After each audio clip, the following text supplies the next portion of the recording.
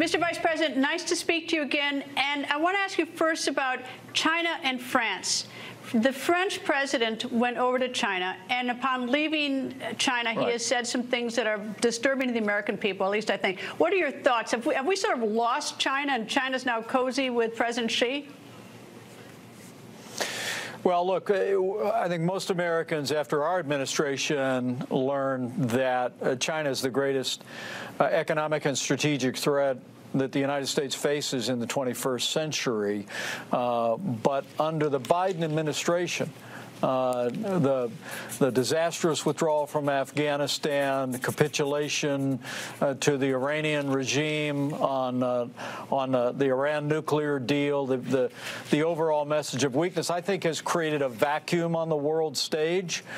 China's been filling that, whether it be the recent agreement that they negotiated between Iran and Saudi Arabia, whether it be the rapprochement that they've had with Russia, and now with President Emmanuel Macron going over and saying that Europe would take a different tack when it comes to Taiwan. I think it cries out for American leadership. And the truth of the matter is, if America's not leading in the world, Greta, at least the free world is not being led. And I thought that the signal that the president of France sent this week with regard to Taiwan is evidence of an absence of American leadership on the global stage, and it's one that has to be corrected. Yeah, you know, I thought it was unusual. I went back and looked at a little bit of history. And in November, by the way, there was a state dinner for the Biden White House for President Macron.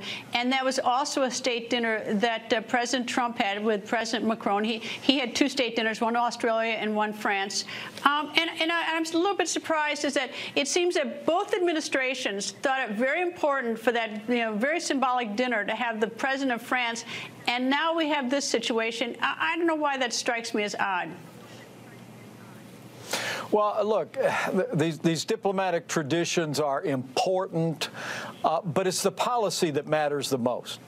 And the truth is that at this point, because of Russia's unconscionable invasion in Ukraine, the United States and the West, and notably Europe, have managed to marshal the will to push back and to provide the Ukrainian military with the support that they need. But I think what you saw this week in that summit between President Macron and President Xi in China is evidence of the fact that that while Russian aggression seems to have consolidated the West, it's not evidence of strong American leadership on the global stage as a whole. And again, I want to say that under our administration, America was leading the free world.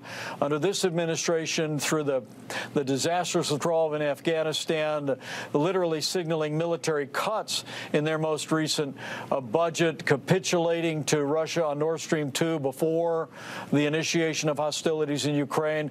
The list is long. I think it's created a vacuum, and with Macron going in the wake of all of that and saying that Europe would take a different stand if China used military force against Taiwan, just tells you that the free world is crying out for renewed American leadership.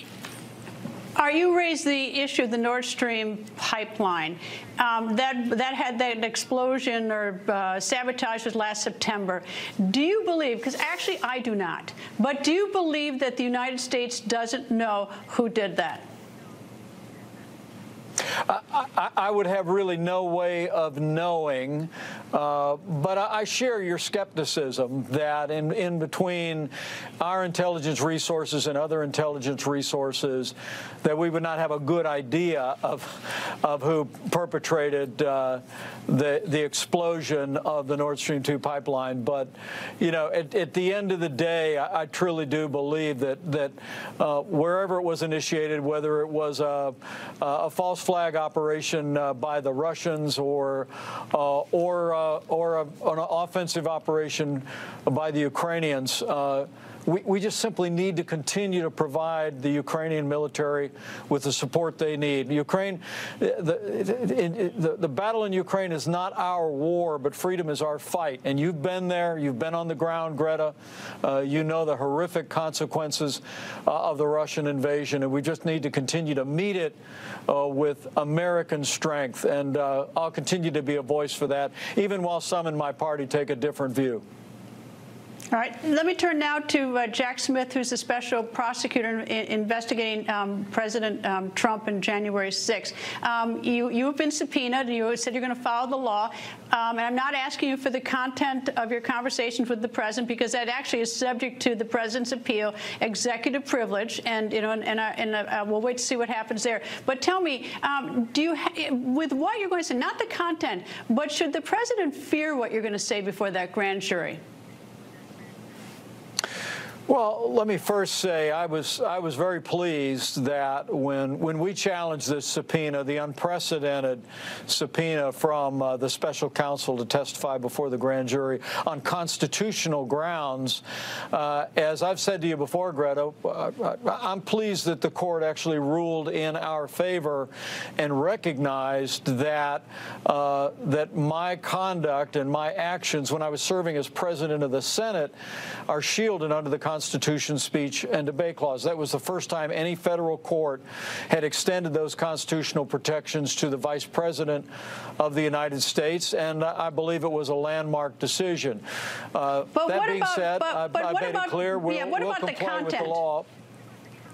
But what about the content? Does President Trump, look, and I know you're going to apply with the law, but does the president, I mean, look, setting aside the constitutional issues, and I'm a very strong advocate for constitutional issues and having them all, litigated very aggressively. But does he have anything to fear from your testimony?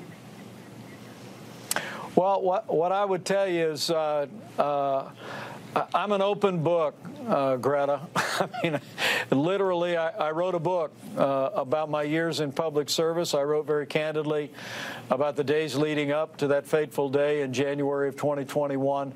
And as we approach this process, as the president continues to appeal on executive privilege, the American people can be confident that as I'm called before the grand jury, I will tell them exactly what I've told the American people in numerous interviews and also in the pages of my autobiography.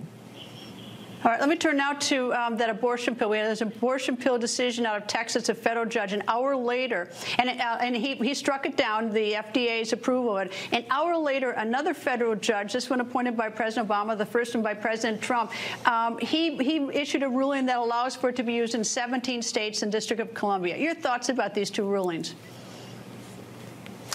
Well, as you know, I'm pro-life. I don't apologize for it. I truly do believe that now more than 20 years ago, the FDA exceeded its authority in approving the abortion pill.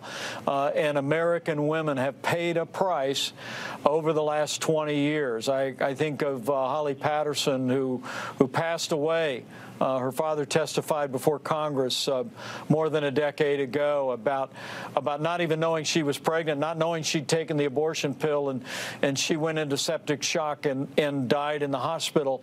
There have been hundreds and hundreds of documented cases of women that have suffered severe health outcomes in taking the abortion pill. But the truth is, the FDA, the end ran their process. I was grateful a federal judge, while it was 20 years in the making, a federal judge has managed to put a halt to this.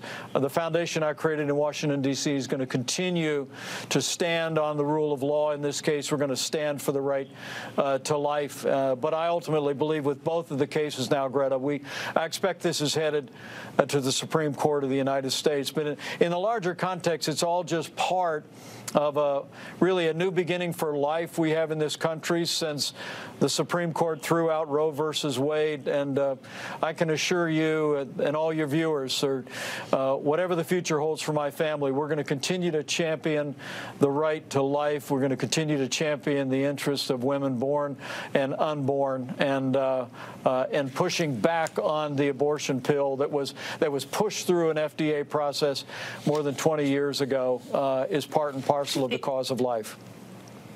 Mr. Vice President, always nice to talk to you, sir. Thank you. Thank you, Greta. Good to be with you.